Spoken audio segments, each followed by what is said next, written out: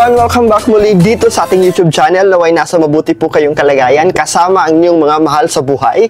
At para naman sa mga subscribers natin na nasa ibayong dagat, nasa abroad, isang napakalaking sakripisyo ang ginawa upang may mabago ang kanilang buhay at buhay ng kanilang pamilya. Dasal ko po lagi ang inyong kaligtasan. For this vlog, pag-uusapan natin, bagong taon, bagong swerte, mga pagkain para sa masaganang taon. Sa mga bago pa lang dito, huwag kalimutan mag-like, mag-subscribe at i-click yung notification bell para lagi kang mauuna sa mga kaabang-abang na vlogs at live na mayroon tayo dito sa YouTube channel natin. Ang pagkain ay hindi lamang basta-basta nakakabusog. Ito'y simbolo ng ating mga pangarap. Ito'y simbolo ng ating pagmamahal sa ating pamilya at ng ating pagkakaisa. Kaya naman, sa vlog natin na ito, ibabahagi ko sa mga gustong magkaroon ng masaganang bagong taon. Nandito na yung bagong taon, bagong swerte, mga pagkain para sa masaganang taon. Sa pamamagitan ng mga pasustansya at masasarap na pagkain na ihahain natin, ihahanda natin sa bagong taon, siguradong mapapasaya natin ang ating mga mahal sa buhay, mabibigyan natin ng laman ang ating hapagkainan, at hihikayatin natin ang swerte sa buong taon. For this content ay sama-sama nating pag-uusapan ang mga pagkain na yan.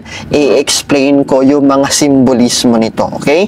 At simulan natin sa katanungan kung ilang pagkain ba, ilang putahe ba dapat ang hinahanda sa bagong taon. Ang kasagutan po niyan ay nasa sa inyo po.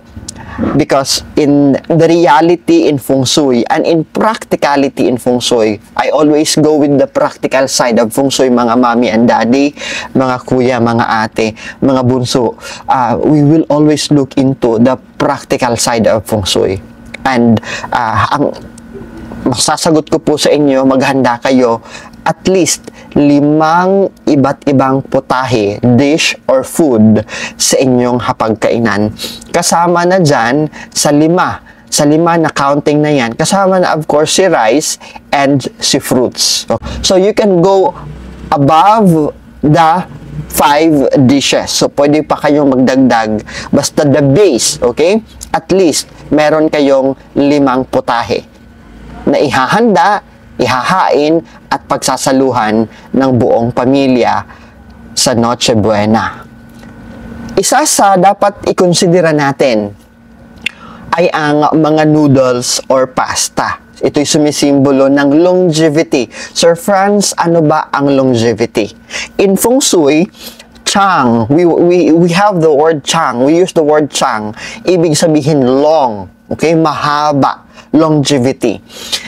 Kaya naman, kung magluluto tayo ng noodles or pasta, huwag natin putulin. Okay? Because we wanted to keep the noodles unbroken, hindi putol. Gusto natin mahabang buhay. Gusto natin tuloy-tuloy ang swerte, di ba? So, in as much as possible, when you cook, o kung hindi kayo ang nagluluto, kung mag-order lang kayo, magpapaluto lang kayo, o di naman kaya meron kayong tagaluto sa inyong tahanan, pagsabihan nyo na agad. Kung magluto ka ng noodles or pasta, ano man yan, na mahabang dish, ay wag puputulin, dapat buo, okay?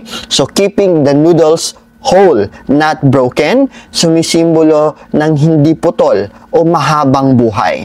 The longer the noodles, mas mahabang noodles, at mas makapal na strand ng noodles, mas matatag, mas resilient na humarap sa mga pagsubok ng buhay. Ang pagkain po ng noodles sa bagong taon, sa New Year's Eve, sa pagsalubong natin sa unang araw ng taon, ay sineset natin yung tone ng ating buhay for a prolonged, mas mahaba, smooth, okay, na taon. Nasusunod ang mga pera, kayamanan, and blessings na magtatagal sa ating buhay. Hindi yung darating yung blessings dahil yun na nga, na-observe ninyo sa buhay ninyo, pumapasok na yung pera, madali namang nawawala. So, that's why we need to add noodles or pasta sa dish or sa menu natin. So, ang pagpuputol po kasi ng inihahanda nating noodles ay pinaniniwalaan na pinuputol din natin na dapat sana ay mahaba na magtatagal yung buhay natin, yung swerte natin at yung blessings na papasok na sa atin dito sa buong taong 2026. So, ano-ano mga pagkain ang pwede nating ihanda ng mga noodles or pasta? Tayo mga Pinoy, of course, nangunguna na dyan yung pansit. Pansit or pansit canton, pansit Mickey, the stir-fried noodles, na pinahaluan natin either pork, ng chicken, o di naman kaya ng mga gulay. That's the classic. Kaya, di ba, pag nagbe-birthday, naghahanda tayo ng pansit.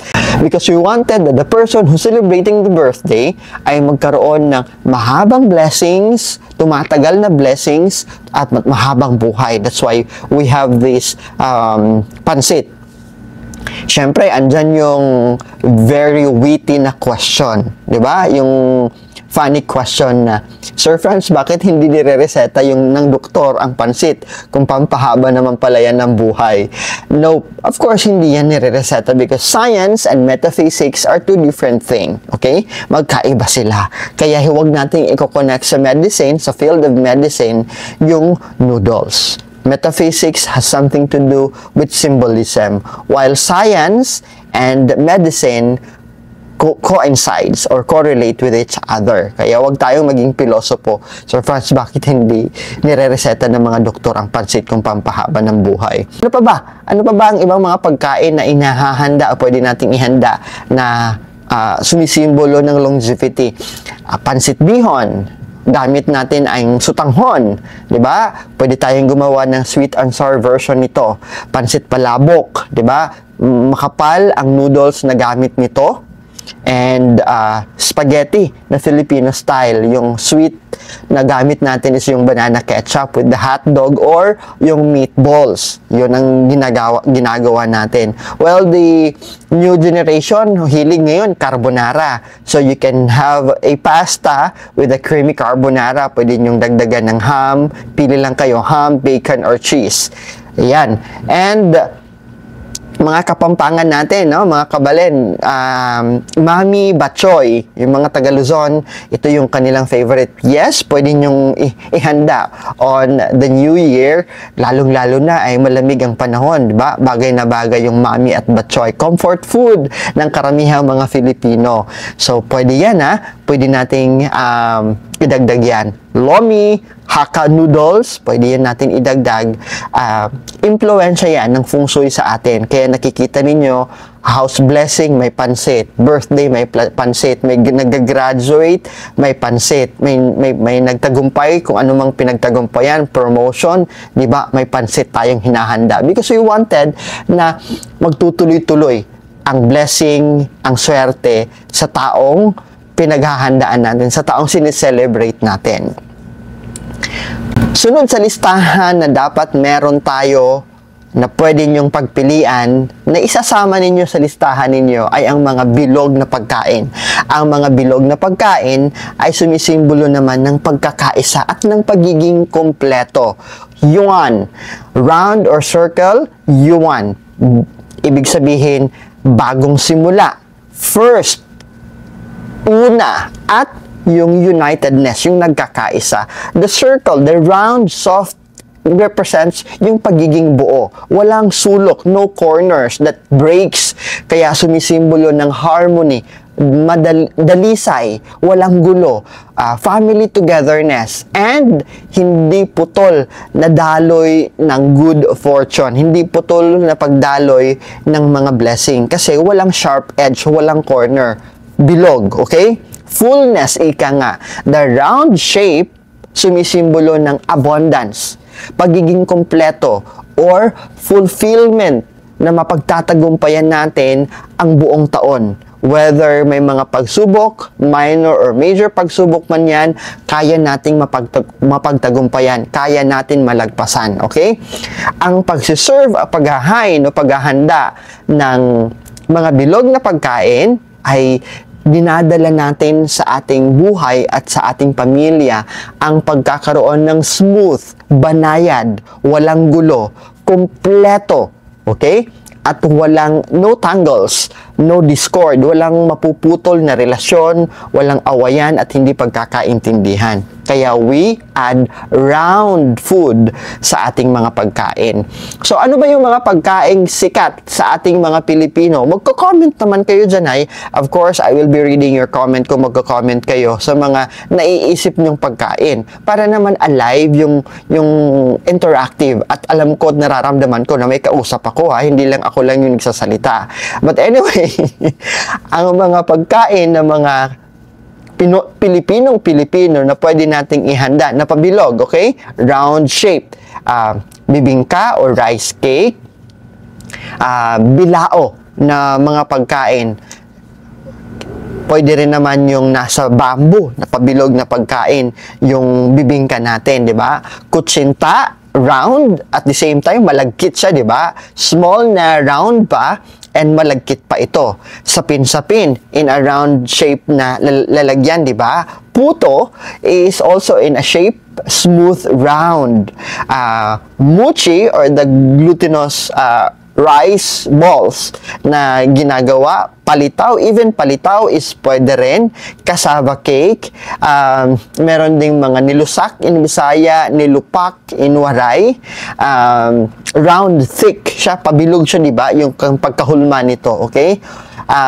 While for those na makakabisita ng Ongpin, Chinatown, you can have hopia, whether it would be munggo or ube, yan, kasi maliliit ng papilog ito. Buchi, yung nakikita niya sa Chowking na pabilog, pwede yan.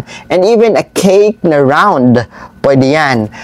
Munchkins, pwede rin po yan. Ano pa? Ano pa ang nasa isip ninyo sa mga probinsya ninyo? Special delicacy na pabilog ay pwede nyong ihain. Even hard-boiled egg, okay? Nilagang itlog, as simple as that, is also pwede nyo yung ihanda sa hapagkainan. Simbolo ng pagiging isa, kung pagiging kumpleto. Yun, kaya sinasama natin togetherness, ika nga. Sinasama natin ito sa hapagkainan, yung mga bilog na pagkain.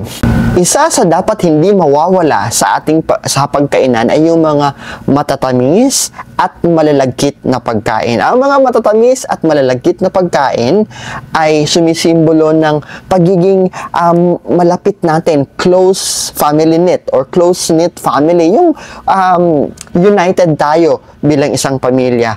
Harmony yung relasyon. Kung nagkaaway-away, normal lang yan, pero nagkakabati agad.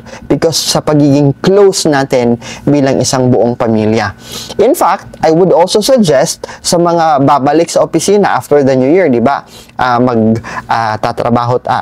Mag-vacation tayo for the Christmas and New Year. Pagbalik natin sa trabaho, if you want na may harmony and you have a family-like setup sa negosyo or sa kumpanya na pinagtatrabahuan, mas maganda na you serve or magdala ka ng mga malalagkit at matatamis na pagkain. Okay? So, yan. Sa feng shui naman, ibig sabihin ng sweet ay tian, T-I-A-N, tian. Hindi tian na sikmura ha. Or di naman kaya sticky is nyan, tian or nyan. Implying or ang binibigay nito or meaning nito is happiness, joy, and a pleasant life. Implying togetherness na nagsistick, nagdidikit-dikit throughout the year. Okay? So, ano ba yung mga pagkain? Okay? Ano ba yung mga pagkain na inihahanda natin to set the intention para sa buong pamilya na maging sweet yung relasyon natin, na maging harmonious yung pakikisama natin at bonded tayo bilang isang pamilya. Kasi when we are bonded as a whole family, kahit anong problema pa, anong pagsubok ang dumating, you are going to stand up and face the challenge as one whole family. Okay? So, anong mga pagkain po? Ayun pa rin. Andyan yung tikoy, matamis, di ba? Andyan yung cupcake, sabi ni Mami Paulina, yes, kasama dyan. Still, isasama pa rin natin yung mga malalagkit na mga pagkain tulad ng biko, bibingka, matamis, di ba? Sapin-sapin. And the sapin-sapin comes with lake, meaning to say, pinag-iisa tayo, okay? Pinag-iisa tayo with the thickness, yung pagiging malagkit nito, kasama ng ube, tulad ni Mami Gina, any dish or any dessert na ube, yan. And the round shape, mas maganda kung yung hulma or shape ng mga ito ay pabilog din po. It could be yung lagayan niya, o di naman kaya yung pagkakamold nito ay pabilog. So, it adds completeness and unity. Yun. So, kung ano man ang nasa isip ninyo na matamis at sticky, pwede nyong isama sa inyong listahan na ihahanda sa hapagkainan. But take note po ha, yung mga mommy and daddy dyan na kailangan ng kontrolin yung sugar. Pwede namang tumikim, pero hindi pwedeng maramihan. Konting-konti lang. Sunod na dapat isama din ninyo ay mga green leafy vegetable, mga green vegetables. Ang gulay ay sumisimbolo ng kalusugan at kasaganahan. Kasi kung malusog tayo, productive tayo. Kung malusog tayo, marami tayong magagawa. Kung malusog tayo, marami tayong output. Kaya ang kalusugan at prosperity ay magkaisa yan. Magkadikit, parang magkadikit sila. Diba? So, green, ibig sabihin in Feng Shui is Qing, Q-I-N-G, Qing, means fresh. Diba? Fresh, bago, youthful. Yun ang ibig sabihin nito. So, ibig sabihin na din gusto nating madala ang buhay, life and vitality sa hapagkainan. And also, the green represents to the wood element, which governs or nagpapahiwatig ng paglago, renewal, kalusugan at kayamanan. So, kaya kinakailangan na i-feed natin yung wood element sa buhay natin with the green leafy vegetable. Binabalance din ito yung Qi energy. The green cools and balances lahat ng mga hinanda natin sa hapagkainan. Ano ang mga pagkain na pwede nating ihanda sa bagong taon that signals or activates healthy, vibrant year ahead and is considered na maganda na simula, fresh na simula, and attracts good fortune para sa ating lahat. Of course, pwede nating ihanda the simplest as possible, di ba? Pinakamura, ginataang alugbate, okay, di ba? Kahit steamed alugbate, okay na yan. You know what? When I eat vegetable ngayon, itong from cabbage to alugbate to carrots to broccoli and all, talagang pinakukuluan ko lang yan. Walang timpla. Talagang napakatabang yan. So, talbos ng kamote, we can have that one. Of course, kung social-social kayo dyan, di ba? The mixed vegetable salad, okay nang yan. Ang mga Ilonggo, they have this veggie soup na tinatawag na laswa. Hindi malaswa, but the word laswa. While the Cebuano, lauoy.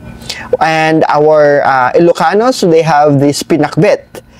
We can also add insaladang talbos ng kangkong, insaladang talong, that will be an appetizer also, di ba? We have also pako or fern. Pwede rin tayong maghanda ng munggo or the mung bean soup with malunggay. Pwede rin may tinolang manok with the green papaya slice at talbos ng pampaanghang, yung chili. Marami. We have the malunggay, we have the pako, we have the ampalaya, the bitter gourd, or you can create a buttered vegetable, the mixed buttered vegetable. Pwedeng-pwede yan, simply as that. Or anything, steamed vegetable, o di naman kaya the fresh mixed vegetable, tapos iba't iba lang yung gagawin yung dressing para appealing. Pwedeng honey and yogurt with mango flavor para ma-excite ang mga bata kumain. o di naman kaya for those na hindi gustong matamis, Caesar salad na dressing, or di naman kaya you can have the vinaigrette na dressing. So it's up to you how you can add healthy green leafy vegetable to your dish, or you can also mix sliced fruits with your green vegetable para mahikayat yung mga bata to join you in eating that one. Yun, whatever alam ninyo sa pagkakaluto ng mga gulay na available for the new year, basta mahalaga kasama ang gulay dyan sa mga pagkain na pagpipilian ninyo na ihanda o paghahandaan ninyo ng budget for the new year. Isama natin at huwag nating kalimutan, for abundance and good fortune, andyan yung seafood. Okay? You, in Chinese, ibig sabihin surplus, ibig sabihin sobra, excess. Okay? And most especially that what is lacking on 2026 is the water element. And we wanted to invite that water element. We need to serve seafood sa hapagkainan. At kung magsiserve tayo ng seafood, halimbawa isda, mas mainam buo, na may ulo hanggang sa buntot nito. Buo ang isda na isi-serve din natin. Okay? So, we wanted to borrow the lacking element. That's the water element. Kaya mainam na mayroon tayo nito. At ano ba ang mga pagkain na pwede nating iserve? Siyempre, nakadepende po yan sa budget ninyo, ha? So, you can serve on the New Year, fish, prawn, lobster. We wanted to set the intention na yaman, prosperity, na magmumultiply ang yaman natin sa mga darating na buwan at araw. So, you can have also the steamed fish, the whole, buong isda, ha? O di naman kaya prituhin nyo yung buong isda, pwede rin ihawin ng buong isda, pwede rin skebeche, yung buong isda para may sauce. Pwede rin sinigang na hipon, pwede rin buttered garlic shrimp. Sir Franz, sabi nila, wag daw shrimp kasi tatalon ng swerte. Nope. Ang simbolismo po ng shrimp, mali po yung pagkakaintindi natin. Ang simbolismo ng shrimp ay jumping for joy. Diba? Tumatalon sa galak at tuwa dahil sa maraming blessings. Okay? So, pwede ring paksiw na bangos. Yung buong bangos, papaksiwin natin. Ginataang hipon. Pwede ring adobong pusit. Okay? So, whatever seafood that you can add on your dish, ay okay po. Kung gaano karami, dapat nakadepende sa kung gaano din karami ang kakain. Magkaroon ng extra kahit konti na bukas, on the second day of the year, January 2, mayroon pa rin mga pagkain, iinitin nyo lang. Hindi yung uubusan talaga yung kakainin ninyo on the New Year's Eve as you receive January 1 ay mauubos agad. So, konting extra, konting buffer. Pero hindi ibig sabihin na talagang pambuong barangay yung ihahanda ninyo na mapapanis yung iba. Yung kaya nyo lang kainin in the next 2 to 3 days na may sobra. Kasi we wanted na hindi mauubusan ng blessing, hindi mauubusan ng pagkain. Kaya, always have an extra. Even on a dining table, pag bibili kayo ng dining table, halimbawa 5 lang kayo sa tahanan, mas mainam na yung bibili ninyo, hindi yung 5-seater na dining table. Magkaroon kayo ng extra. Bibili kayo 6-seater na dining table. Halimbawa 8 kayo, you can have the 10-seater or the 9-seater dining table. Dapat ganon para hindi mag-short yung pera, tuloy-tuloy ang blessing at hindi rin tayo kukulangin. So, when you buy, just an idea. Total, pagkain naman ang pinag-uusapan natin, i-connect na lang natin. So, ganun yon. Ngayon, kung meron na kayong dining table dyan at talagang kasyang-kasya lang para sa kung ilan ang nakatira dyan, you can add another chair. Kahit iba yung tsura niya, you can add another chair always dyan sa round table ninyo o dyan sa dining table ninyo. You can add 1 chair to have 1 excess table kasi napakahalaga yan to ensure na hindi magkukulang at walang kakulangan ng blessing sa mga darating na buwan, araw at taon. Isama din natin yung mga karne. Ang karne ay sumisimbolo ng magandang oportunidad and good news positive news, magandang mga balita na darating. Ang meat ay sumisimbolo ng lakas at yaman. Pwede tayong maghanda ng pork, beef, or chicken. Diniscuss ko na ito sa inyo that when you prepare a chicken, mas mainam na buo ha, may ulo pa ito, may leeg hanggang sa mga paa. Siyempre, tatanggalan natin ng buhok. But in as much as possible, kahit walang kumakain ng ulo, leeg at paa, linisan nyo lang ng mainam or ng maigi. You can fry it, deep fried, whole chicken na deep fried. Pwede rin tinolang manok, yung buong buo talaga, yung hindi siya nakachop. Dapat ganon ang hinahanda exclusively pang New Year lang yan. But in the regular day, syempre pwede nyong putol-putulin. But on a New Year, mas mainam buo. Buong isda, buong lechon manok, lechon baboy, di ba? Buo. So, pwede rin yung lechon baboy. So, while for the beef, mahirap naman maghanda tayo ng buong baka dyan. Hindi natin yan kayang ubusin. So, we can have the beef caldereta. We have also the pork barbecue. We have the humba. We have the tocino. Di ba? Pabilog si tocino. We have the kare-kare or whatever na kaya ng budget ninyo. Yan po ang ibig sabihin at ang simbolismo ng karne na bakit may karne during kainan, bakit may karne during may blessing na dumarating sa buhay natin, may handaan, because we wanted to have new opportunity at gusto nating makarinig ng mga positibong balita na ipadadala ng universe at ng cosmic sa bawat miyembro ng ating pamilya at sa ating tahanan. And we wanted maraming magandang oportunidad ang kakatok sa buhay natin for the year 2026. Patuloy tayong gagawa ng mga school bags po ha, dahil naging promise na natin yan.